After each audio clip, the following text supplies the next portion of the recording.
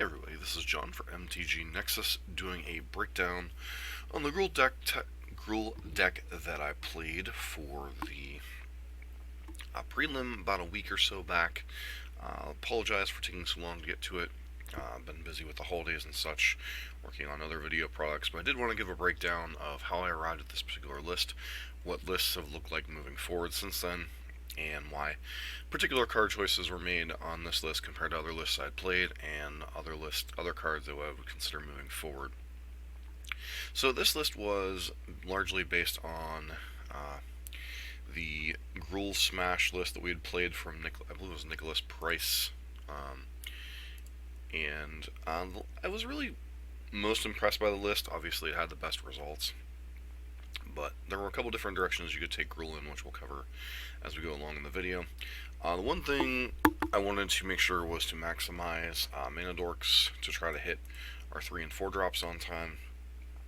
The power of Gruel comes from, or at least from what I could tell from the matches we played in the 3 or 4 different leagues, was the power of Gruel is the ability to kind of hit from out of nowhere. Haste was its most powerful threat. Things like Turn 2 Rabble Master, Turn 2 Spellbreaker, Bone Crusher Giant and its utility, Questing Beast, Glory Bringer. A lot of people were trying different things. Like I said, we'll continue to cover those. Cards that I think continue to underwhelm in this Bees build: Heart of Curon, Scavenging Ooze. Embercleave wasn't always the biggest fan of in certain spots. Vivien seemed to overperform in the spots where we had creatures on the board. Domri was fine. Mana base always felt a little bit trippy, but felt okay-ish. Once again, as I've talked about on my standard channel, with aggro decks, I don't think you generally want to push into a third color unless you're playing green and have the color balance to support it with things like Paradise Druid, Birds of Paradise, Golden Goose, that kind of stuff. So I think sticking to a two-color aggro deck in a format like Pioneer is perfectly reasonable. Keeping in mind this list was right as Oko and Simic, or Nexus of Fate, were being banned, so the league that goes with it, or the event that goes with this, did have 3 Oko decks in it. So for those of you that will be checking that out later, just a fair warning. Things I did like about this list overall: I think there's a lot of power to this list. Questing Beast and Glorybringer at the top end are quite nice. I think having the 2 Paradise Druids to be able to curve 4-drop into 5-drop, even despite your 1 mana guy getting killed, is kind of nice. I think just the utility overall of this list is pretty nice, but this list does come with a few vulnerabilities. You are vulnerable to your opponent answering your first 2 or 3 threats, because then you tend to run out of gas, because there is a lot of mana in this list. There's 22 lands plus 10 mana dorks. No real true way to recoup card advantage in the main deck. Sideboard, obviously you have some ways in the form of Vivien and the copies of Lifecrafters Bestiary, but just if your opponent answers your first 2 or 3 threats, you're often left with a handful of air. Outside of Domri, you really have no way of making your mana dorks into true threats. Domri and Vivien both can do a good job of that, but deck can have a lot of air in it, so if your opponent's able to answer your first 2 or 3 threats, or if you happen to draw recursive threats of like Heart of Curon and Questing Beast, it can be problematic as they're both legendary. Beyond that, list was very solid. But as to how we got to this list, we'll have to go through some other lists to kind of explain. The one thing I did like of this list over some of the others that I played was the addition of 4 Glorybringers. There was one game in our the prelim that goes with this, that'll be in a separate video, where I was able to like drop Glorybringer, and I started to chain like literally exert 1 turn, exert another turn, exert 1 turn, exert another turn, and just really start to kind of chain remove our opponent's creatures, and just kind of doom blading every turn felt really, really nice. I did like that setup. I do like the idea of having the extra mana dorks, whether they be Golden Goose on 1, Paradise Druid on 2, especially if you're going to go on the upper part of the curve like this deck. There's really 2 different versions of This deck that's kind of emerged. There's this version, and then there's the Collected Company version. There's a third version that I'm going to talk about in the video, but no one really seems to be playing too terribly much of that. But yeah, that's one thing I did like was the addition of Glorybringers over things like Rekindling Phoenix. I think Rekindling Phoenix is a very good card. I think it's good in grinding matchups. The problem is, like, a lot of people are bringing things like Lava Coil to the party, so some of the utility of Rekindling Phoenix gets lost when your opponent's starting to bring exile effects to the fight. Beyond that, the other addition I liked was a lot of people have been running copies of Reclamation Sage. I personally prefer Thrashing Brontodon. Yes, it is one more mana to kill the artifact, but I do like having a 3/4 body that can brawl pretty well in the aggressive matchups. This also can answer things like Experimental Frenzy while still giving you a battlefield presence until you need to answer it. Another card people are really high on, Lovestruck Beast, people are very, very high on in these lists. I think in this particular list, where you're not running Collected Company, I think I would rather have the haste threats in the main deck. Obviously, Bone Crusher Giant doesn't have haste, but it does have the ability to shock something before you play it, and can crew Heart of Curon. Lovestruck Beast, obviously, that and Steel the Champion are the best pound for pound you can get out of the 3-drops, but I do like haste in my deck. That's why I kind of prioritized the cards that I did. Sometimes that served me well, other times I got out-brawled, so it's something to note, especially if there's going to be more green decks, that you might have to go away from the haste threats and more to the bigger, beefier guys like Lovestruck Beast. Beyond that, don't really have too strong of an opinion on any other cards. I couldn't think of any cards besides Lifecrafter's Bestiary and Vivian Reed to fit in these slots for the more grindier matchups. Some people had tried Chandra Torch of Defiance, and I think that card's perfectly defensible.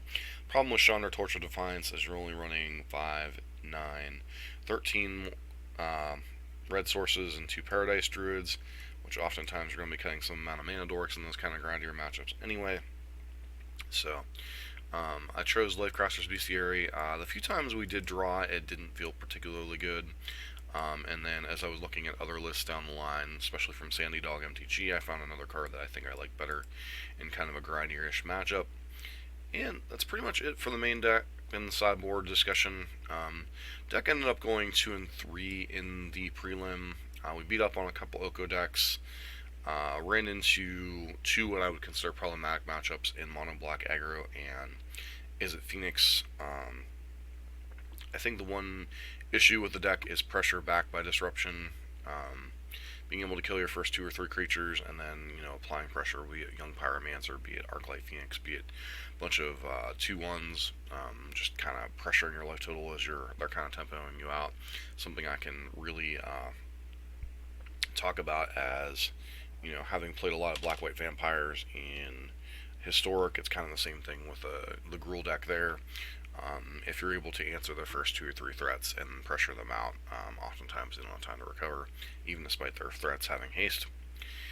So, it's kind of it for the deck that I ended up playing. I'm going to start by going back in time to the decks that I played to reach to this deck list, including a Nicholas Price's list, and then talk about a couple lists that we're doing well moving forward.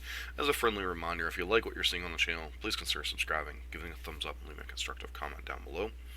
And pretty much the purpose of this video is just kind of a nice little neat bow on the Gruel Monsters decks that we've been working on, and kind of talk about where the decks have been and where the decks are going.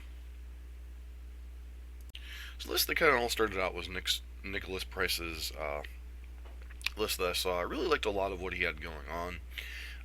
This is where the basis of Hash Hap Oasis and some of the other stuff comes from, particular creature things. A couple of things that got changed from his original list is we cut a Mezium Mortars and a Heart of Curon.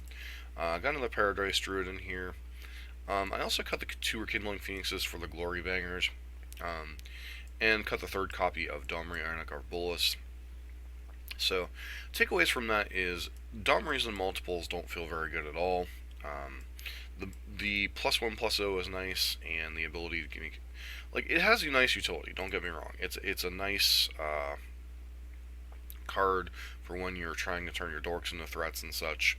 Heart of Curon's fine as a 2 of, maybe even a 3 of, But when you're not drawing planeswalkers, often and your opponent's going removing your threats, sometimes this feels like a very clunky card that just sits there and doesn't do anything a lot of times. And then I've already kind of discussed why we cut Rekindling Phoenix for Glory Bringers. I just like the utility and the haste of Glory Bringers. Rekindling Phoenix is nice, but if your opponent has 2 removal spells, there's no real opportunity there, especially when people are starting to run things like Lava Coil and such to answer zombies and things. So exile effects are a little bit more prevalent now, so the grindy utility of Rekindling Phoenix isn't always that great. I like the 2 copies of Embercleave. Sometimes out of nowhere, being able to surprise people is nice. And then really don't have a whole lot of other comments about the main deck and the sideboard. His sideboard, Direfleet Daredevil is a nice card in kind of the grindier matchups. Not saying I didn't like this card, I'm just saying in the sideboard that I had constructed, I didn't think there was a way to leverage it in there. And I was also trying out Cindervines because Nexus of Fate was still a thing at the time, so that card I don't think is quite as good against the blue-white control decks because of the presence of 3 Fairy, but Direfleet Daredevil is pretty nice in some spots. The problem is this card doesn't really help against the blue-white control decks and such, other than as a 2-1 beater in some spots. Once again, huge fan of the Glory Bringers, Fry. That depends on how many blue-white control decks you think you're going to be facing, and if you really think it's going to even make a difference in the matchup. Threshing Brontodon, once again, this is my preferred method of removing artifacts and enchantments, gives you another beater. And Lovestruck Beast in the sideboard, primarily for the aggro decks. Vivian Reed, nice little grindy card. Grafdigger's Cage, we were running 2 Scavenging Oozes, so I didn't feel like we needed Grafdigger's Cage in our sideboard in the version that I ended up on playing for the prelim. And beyond that, this deck overall felt really solid. I think we ended up going 4-1 in the league we played with it, and ended up being the type that I came back to for the prelim. So, alright, next we're going to be covering the Gruul Collected Company list. We're back for talking about the Gruul Collected Company list. That was the one we played in the league. This list tries to really emphasize the 3-drop slot, obviously pairing it with Collected Company and Embercleave. This deck has some of the more explosive draws, even more explosive than Nick Price's and mine's lists. Going 1-drop into Rabble Master or Legion War Boss is just absolutely absurd. Being able to really pressure your opponents. We had a lot of draws where we went 1-drop into Rabble Master, and that was pretty much game if they couldn't answer Rabble Master by turn 4. Ronus was a nice card in this kind of inclusion, being able to kind of push through some damage with some trample abilities. No Hashape Oasis in this build was a little bit disappointing, and Lovestruck Beast, kind of have a love-hate relationship with this card. Like, I really like Lovestruck Beast in situations where you're getting ground in the ground with 1-for-1 removal. Being able to get 2 bodies out of it is quite nice. But I really do like Gruul Spellbreaker for the haste in this slot. So I think if I were to run Coco again, I'd probably be running Gruul Spellbreaker in this spot and move Lovestruck Beast to the sideboard for kind of the more creature-based brawl matchups, just because I like the ability for all my creatures to overwhelm my opponent with haste. Domri, Arnicarbolus, once again, solid, not spectacular. 3 copies of Collected Company. Not really a lot of hits in this deck. You have 16, 17 creatures that are actually somewhat hits. Mandorks kind of exist, but they're not great. Heart of Kiron, less powerful in this version, not able always to crew it. 4 copies of Embercleave, very powerful card, but I think in your weaker matchups, like the removal-based matchups, Embercleave I think can be a liability at times. But obviously this deck can do a ton of damage out of nowhere, has the kind of grindier card in Collected Company, but obviously very centric on the 3-drops, very reliant on finding one of your 1-mana accelerants. Might even want to consider running 2 copies of Golden Goose, even though it's not the most reliable accelerant, just to be able to maximize those 1 into 3-drops, which this deck is trying to leverage. Sideboard, not really a whole lot to say. Your choices are a little bit more limited because you're trying to focus on the 3-drops. Questing Beast is fine. Rex Sage, once again, I prefer Brontodon. Scavenging is pretty good in some spots. Heroic Intervention and Display cards people are trying to play as anti-removal cards. Problem with Heroic is, once again, 3 Fairy. If they have that in play, you're not protecting your things from their sweepers. Display of Dominance, very powerful card, but it's kind of a worse version of Veil of Summer for what it's trying to do. but also it was a little bit more relevant because this card was able to 1-for-1 kill Oko, which was a nice place to be at that time. Cindervines, once again, seems like a reasonable card, but without Nexus in the format, I think the stock on this card goes down considerably, unless you're playing against some type of 1-for-1 removal control deck, as opposed to sweeper-based control in the blue-white control decks, which are the primary thing right now. Alright, final deck we're going to cover for before the event was the Gruul Aggro deck, which is a little bit different. We'll take a look at that list. So this was the Gruul Aggro deck that I played one league with, and I was actually kind of reasonably surprised by it. So the big thing with this list is you're playing no copies of Mana Dorks. There's no Land of War Elves, no Elvish Mystic. You're just trying to leverage good old-fashioned aggro. This is more of a zoo build. Trying to go Pulp Collector Experimental 1 into Burning Tree plus a Dorko into a 3-drop and just kind of run your opponent out of the game. Stack Brawls on the ground a little bit more, so it's a little bit more vulnerable to your opponent clogging up the board with bigger dudes. Because you're not getting your big guys ahead of time, but still very powerful. You have things like Domri's Ambush, Glorclan Rampager, and Embercleave to kind of clear through cluttered battlefields. Not a ton of haste on this list. You basically have Zertog Goblin and Gruul Spellbreaker, and I guess Hazoret in certain spots. But generally, this is the curve out deck. Can put a lot of pressure on the battlefield. This deck is very capable of turn 4 kills. Overall, suffers from a lot of the same problems as the other Gruul decks. Really a lack of good grinding power. And if you miss land drops or if you miss a beat, you tend to get run over. I was impressed by this list. It was solid, something I'd definitely visit again. Blossoming Defense, maybe as a 4 of, is a little much, but you're trying to protect your threats and just trying to get the game over. Domri's Ambush was reasonable in spots. It's good in matchups where your opponent's not able to instant speed remove your stuff, but when they're instant speed able to remove your stuff, it's not so great. So like it's pretty good when paired with Spellbreaker on your turn, and it really felt like this list, Embercleave is a 2 of, could have been 3 of, but with Glorclan Rampager, it really felt like you had enough ways to push through damage in this list. So, this list felt fine, could put a lot of pressure on the battlefield. Much like the Coco list, I think it was very good at getting your opponent dead very quickly, and had a little less staying power going in the mid to late game outside of the card collected company, because this list obviously doesn't run it. Sideboard, nothing too amazing. Obviously a bunch of removal spells because you're trying to brawl on the ground. Heroic Intervention, Rec Sage, once again, not a huge fan of either one of those for what their roles are. D-Rev's fine. This deck's obviously trying to leverage damage a little bit more. Chip shot damage than some of the other versions, so D-Rev could be fine in certain spots. And then Chandra, Torch of Defiance. This list is running 1, 2, 3, 4, 5, 6, 7, 8, 9, 10, 11, 12, 13, 16 red sources. A little bit more reasonable to cast Chandra on 4, but you're still running only 21 lands, so how many 4-drops can you reasonably shove in your deck? So, deck was solid, but I still think the other 2 versions were better, and the results since that event have kind of proven that out. So the first list that popped up after my attempt at a prelim was Sandy Dog MTG. Those of you that don't know, that's Brandon Burton. He is a developmentally I believe he has MS or something along those lines, but he is a very exceptional Magic player. You may have seen him on the Pro Tour. His mother helps him play a little bit, as he's not able to manipulate the cards himself.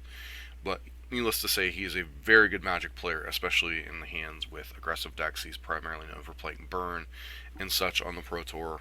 Very good aggressive player, very known MTGO grinder.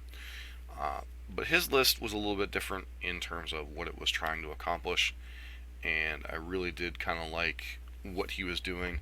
Very similar to what my list and Nicholas Price's list was doing, but cut back on some of the cards that I think were kind of problematic. Obviously, he's running the 8 mana Dork version. 1 copy of Rimrock Knight's kind of interesting. It's another pump spell to punch through some damage. 1 Heart of Curon feels reasonable. Like I said, this card could maybe be a 2 of. I don't want to go above that. Card just it's dead in too many spots. Drawing multiples of it, not being able to crew it because you're drawing your mana dorks, etc. His threat base, obviously quite nice. And one thing I really want to touch on is he was electing to run Domri Rod as opposed to the other Domri. I think this card is fine. It gives you a little bit more grinding power at the expense of the +1/+0 bonus. And if you ever hit that loyalty against control, if you ever resolve a creature, they're pretty much dead. And then works a little bit better with Lovestruck Beast. The +1/+0 can make it unable to attack with your Lovestruck Beast with your 1/1s. So I'm interested in testing Domri Rod moving forward when we visit this deck again. Another innovation I liked is the 3 Questing Beast, 4 Glorkine Rampager. I think the ability to go Glorclan plus Questing Beast is kind of insane, and then Ember Cleave at the top end. Obviously, he's not playing the Glory Bringers or anything, but I think this is a nice little trade-off for what he's trying to accomplish. His deck has a little bit lower of a curve than the deck I was playing and the deck Nick was playing, and I think overall it's a nice change. I would like working some Vivians in this list, but I can understand why he chose to leave those on the bench. But yeah, definitely the takeaways. I like the Domri Rod. I like the 4 Glorclan Rampager. I like cutting down Heart of Kiran. Sideboard, the card that really attracts me to a sideboard list is Xenakis the Reveler. This is a card I've kind of forgotten about. Gives you the ability to pump out some mana, which really isn't all that relevant, but the 0, creating a bunch of 2/2 haste guys, seems really nice against blue-white control. I think this was kind of the missing card that in a lot of spots that I would have loved to be able to land against blue-white control or some of these other like kind of clunky mid-range decks that are like trying to sweep the board of our initial rush. And then the haste is just kind of insane. So this is like the card that I really wanted to point out in his list. He is running Chandra despite the mana issues. One thing you will notice is he's running 1 copy of Mana Confluence, which I think could be fine in this style of list. Obviously, you're dealing yourself some damage. It can be a drawback in some of the like grindier, or not the grindier, some of the more aggressive matchups. But I think having another untapped green and red source is quite nice. So I think one of Mana Confluence could be nice. Also running Mutavault. That way he can up his land count when he's trying to cut mana dorks and bring in some of these bigger guys. Another unique one is Forge Devil. Just being able to go like against mono red or against another mana dork deck, being able to like trade off Forge Devil, kill your mana dork. Obviously it's not the greatest in terms of dealing 1 damage to yourself, but being able to kill a mana dork, basically getting a 2-for-1 by taking 1 damage yourself, seems really nice.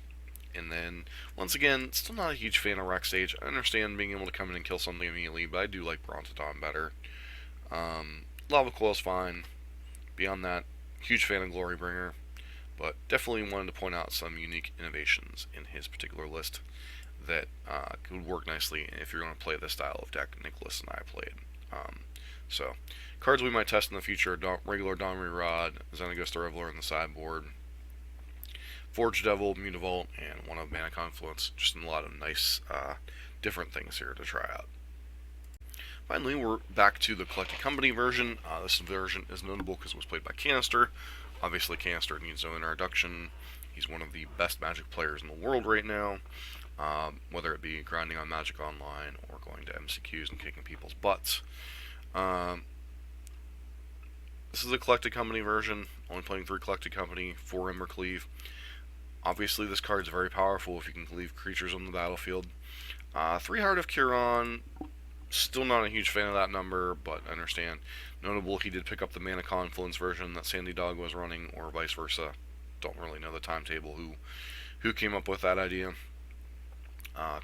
Creature Suite, 4 Rebel Master, 4 Legion War Boss, feels like absolutely right. You can always board some of these out for some of the other creatures in their sideboard. Lovestruck Beast, obviously pound for pound, it's the strongest creature you can play on 3, or for 3 mana, without consistently having triple green and steel leaf champion. So, good card, still not a huge fan in this list. I still think you want the haste threats. Domri and Arcabolus, this card obviously perfectly reasonable. We've already discussed what it does in powerful situations. Makes your creatures unable to be countered, enables you to fight. Doesn't really provide you with any additional advantage beyond that. So maybe a split on these, or just running the regular Domri Rod is good when we're going to be running Lovestruck Beast. If you're going to be running Gruul Spellbreaker, I think Domri Ionic Arbolus is perfectly reasonable. Not that I don't like this card, I've been looking for cards that are a little bit better in the grindy matchups, which I feel are this deck's weak point. Collected Company Embercleave. As far as the sideboard, nothing huge going on. He picked up the Forge Devil tech, which is fine. One copy of Fry, because Blue-White controls the thing. Questing Beast. I think it's a fine card. I don't know that it's really a sideboard hangout card. I mean, there are some spots where it's reasonable. Glorybringer, huge fan of this card. I'd probably honestly just run 4 Glorybringers on the sideboard for what we're trying to accomplish, but 2 Chandra, Torch of Defiance for kind of the grindier matchups once again. Does the mana support it? 4, 5, 6, 7, 8, 9, 10, 11, 12, 13. So 1, 2, 3, 4, 5, 9, 10. Still a little bit sketch whether you can consistently cast Chandra on time or not. Beyond that, kind of an overall wrap-up on the deck. The deck is very powerful. It punishes kind of the combo decks like Kethis combo or things like that. It's very good at really pressuring people that are just trying to dirtle around. The deck is quite capable of closing games out on turn 4. Whether it doesn't really matter which version you're playing. The problem with the Gruul deck overall is the wrong half problem. You have a lot of mana dorks, a lot of mana in the deck because you're trying to cheat and get your guys into play a turn early. The draws where you get that draw can be quite good. If your opponent can answer your first threat or two, oftentimes you can fizzle out and kind of lose grip on the game. This is very much an early to mid game deck. If you're playing with a lot of mono black or mono black aggro, or is it Phoenix in your format, as well as I haven't quite figured out the blue-white matchup yet, I would strongly suggest you veer away from this deck. If you're playing with other big green decks, I think this deck is fine. You can get under a lot of those other green decks, be it the ramp decks, be it the devotion decks. I think you can get under both of those decks and kind of run them over. Beyond that, I think this deck is very solid. A lot of people are touting it as one of the other tier decks, along with blue-white control. Now that Oko's gone, Oko could be definitely a hard card to fight through in some spots, but it is very, very powerful. And now that that card is now gone, it does feel like it frees up these style of decks. As I kind of discussed throughout the video, my opinions on different cards. Let me know down in the comments what you think about the various cards and such, but we'll probably definitely be revisiting these Gruul decks in the future, but I wanted to do this quick, well, not really quick, but kind of a wrap-up here on the deck. I'm going to be going through the prelim, even though the results are a little bit outdated. That'll be in a separate video, that way this video doesn't run absurdly long. But I just wanted to do this wrap-up. I meant to do it like a week ago, before we even started the Grixis to Shadow things. But I wanted to kind of give people kind of an in-depth look at my thoughts on this deck. Let me know down in the comments what you think about these style of videos. And as always, don't forget to like, comment, subscribe, and don't forget to check out the playlist with our leagues we've actually played with these decks already. This has been John for MTG Nexus. Hope everybody has a great day.